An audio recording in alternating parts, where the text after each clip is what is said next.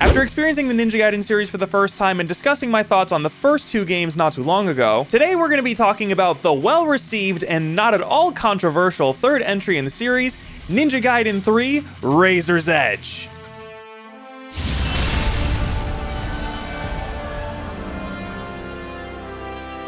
I'm sure no one is surprised to hear that the version of Ninja Gaiden 3 that was recommended to me was the updated Razor's Edge edition. While I want to jump right in with my thoughts after beating the game, I don't think it's possible to do that without first addressing the infamous release of the original title. Ninja Gaiden 3 was the first of these 3D action games that didn't have the late Tomonobu Itagaki at the helm, and it's very clear that without him, they wanted to take the series in a brand new direction that appealed to a wider audience, as was the common practice with other action game franchises during this time period. This release was disastrous, and that's putting it lightly, and apparently Ninja Gaiden 3: Razor's Edge was developed to address the criticisms of the original release as a way of saying, yeah, we messed this up pretty badly, didn't we? Sorry about that. Restoring more of the series' original gameplay staples and adding a bunch of new features. I think it's important to bring this up because this is without question my least favorite of the trilogy, because most of what I don't like about Razor's Edge is because it runs off the backbone of Ninja Gaiden 3.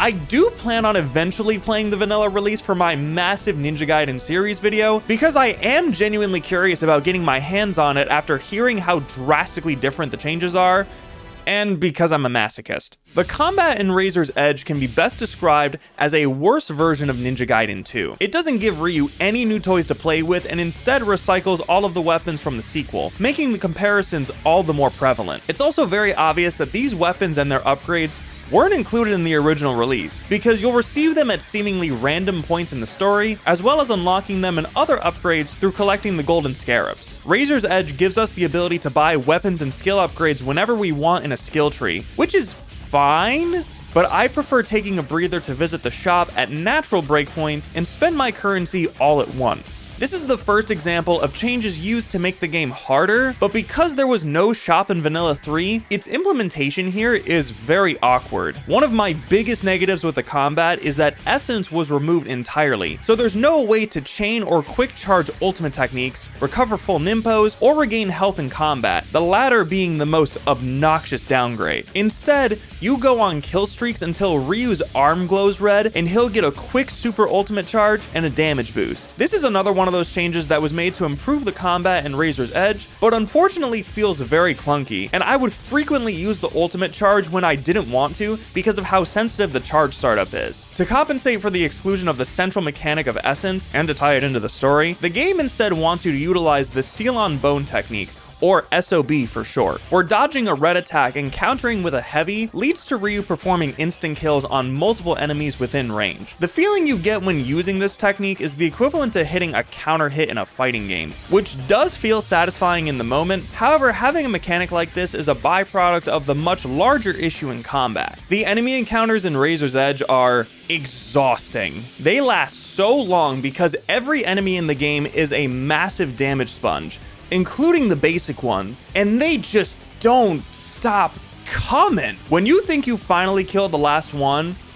5 more spawn in, and it's like, dude, what more do you guys want from me? There's nothing substantial to break up these combat encounters either. So most of the time you're moving from one long encounter to another long encounter to another long encounter, and then Ryu's arm glows red and he's teleported to this weird domain expansion where you have to fight another long enemy encounter. And because of this, you're going to resort to the best options to end these fights as fast as possible, which is baiting out SOB attacks by playing Simon Says with the enemies, or spamming the now instant killing Izuna drop. The larger health was once again a way to make the game more challenging, but it gets so repetitive and so boring, which I shouldn't have to say when I'm talking about the messiah of action game moves. The variety of new enemies presented here also isn't that great. They shout the same F-bomb voice lines over and over, will block and dodge mid-combo constantly, and no, get these fucking guys out of here. They have magic shields,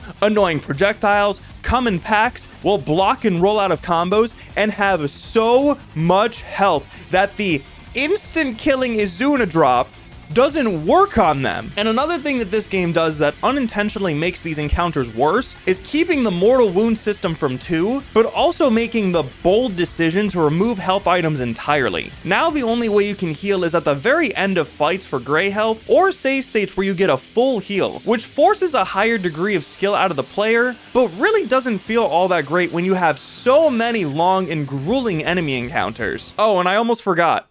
You can also use your Nimpo attacks to heal you, and the game will make sure to remind you of that by giving you a text box that tells you how hitting enemies with Nimpo will heal you. This was such a fantastic idea, because my dumb idiot TikTok brain can't remember what I had for breakfast this morning, so I would totally forget that hitting enemies with Nimpo will heal you. To fix this issue, every time you use your Nimpo to successfully hit someone, the game will give you the text prompt saying that hitting enemies with Nimpo will heal you, just to make sure that you know that hitting enemies with Nimpo will heal you. Hey guys, just in case it wasn't clear the first dozen times, we're gonna remind you that hitting enemies with Nimpo will heal you. Wow, I had no idea hitting enemies with Nimpo will heal you. Did you know that hitting enemies with Nimpo will heal you? That's crazy! While you could always handicap yourself in the prior games with health items like I typically did, Razor's Edge removes that option entirely, which is both a blessing and a curse. You have to truly get good at the game in a way even the higher difficulties of the predecessors couldn't, and learn to abuse the systems and cheap tactics that Razor's Edge offers.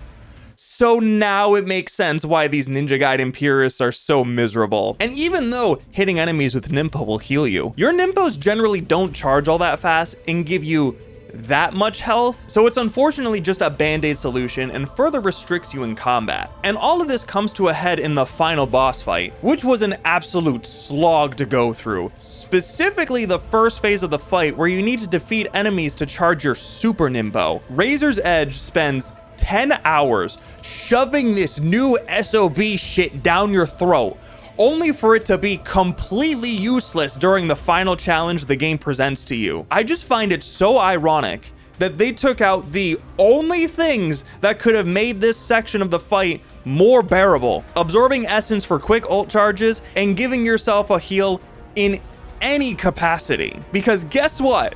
The way that this final boss is set up, I can't hit an enemy with a Nimpo to fucking heal. Speaking of the bosses, this is without question the worst lineup of bosses in the entire series. There's only 2 fun bosses in this game, one of which is yourself, and the other you fight 4 times without any deviations. As for the rest of the bosses, you can take your pick from underwhelming giant set pieces, lame arrow spam, a game of Simon Says, or a freaking dinosaur that can only be killed with Ryu channeling his inner bullfighter and would on more than one occasion not take any damage. And listen guys, just know that if I can unironically make a Devil May Cry 2 comparison in your action game, you are doing something very wrong with your boss fights. This also wouldn't be a revision action game without the good old-fashioned quick time events and forced walking segments, which I gotta say is very refreshing to see after having 2 games in a row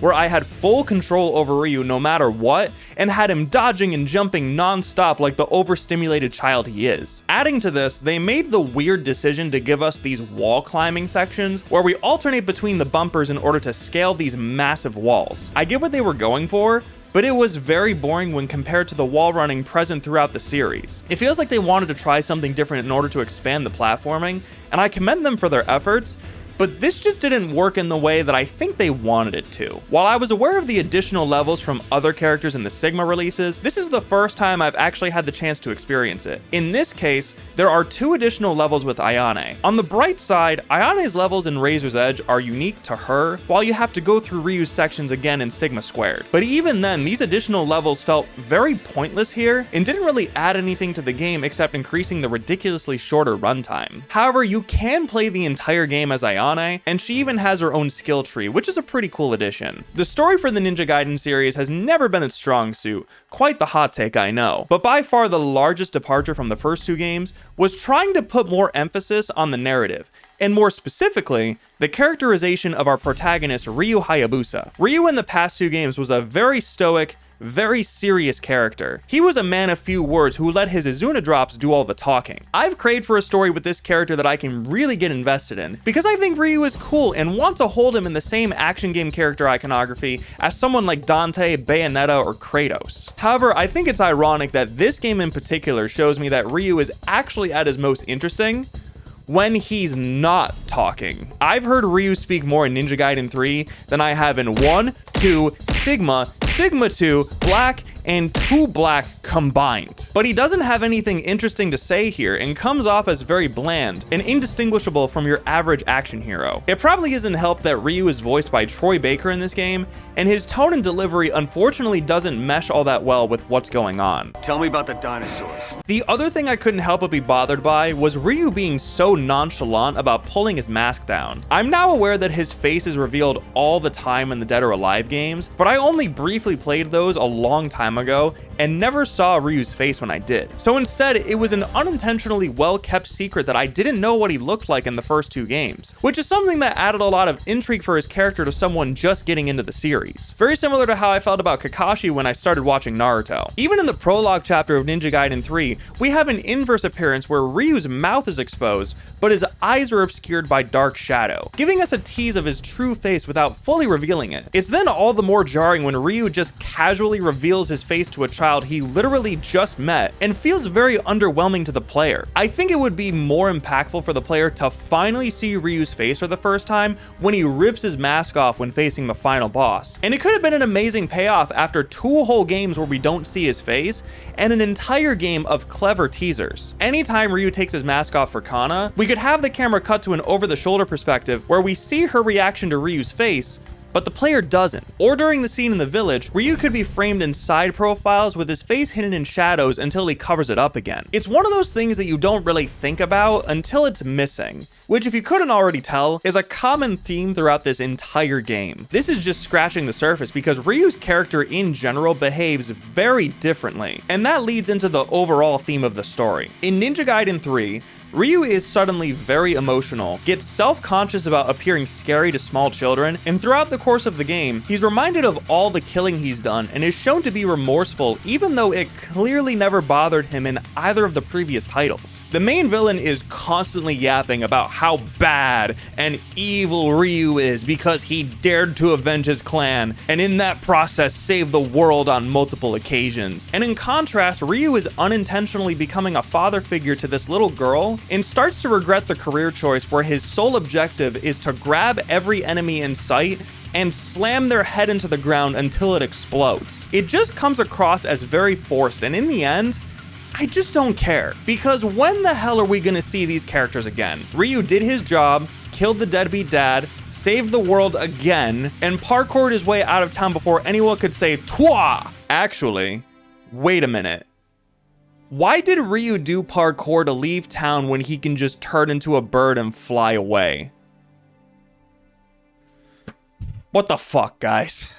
After beating the game and doing my research on Vanilla 3, it's very clear to me that Razor's Edge suffered heavily from the flaws of the original title. But it seems like Team Ninja really tried to make amends by taking a game that didn't even want to be in this genre anymore and turn it into something that could stand alongside its predecessors. I'd want to say it's still a solid action game because of that, but the damage was already done, and I don't see why anyone would want to play Razor's Edge when Ninja Gaiden 2 exists. There were 2 things that I took away from Ninja Gaiden 3 Razor's Edge. The first is that this is the good version of Ninja Gaiden 3, and the second is that hitting enemies with Ninpo will heal you. I'm gonna give Ninja Gaiden 3 Razor's Edge a C. I'm sure this is one of my hotter takes from my Ninja Gaiden series review, so please let me know what you thought about Razor's Edge down in the comments. And I'm looking forward to the next video where I'm talking about the brand new entry in the series, Ninja Gaiden 4. Thank you all so much for watching, and if you want to see more content like this from me, you can subscribe and follow me on all of my other social media platforms,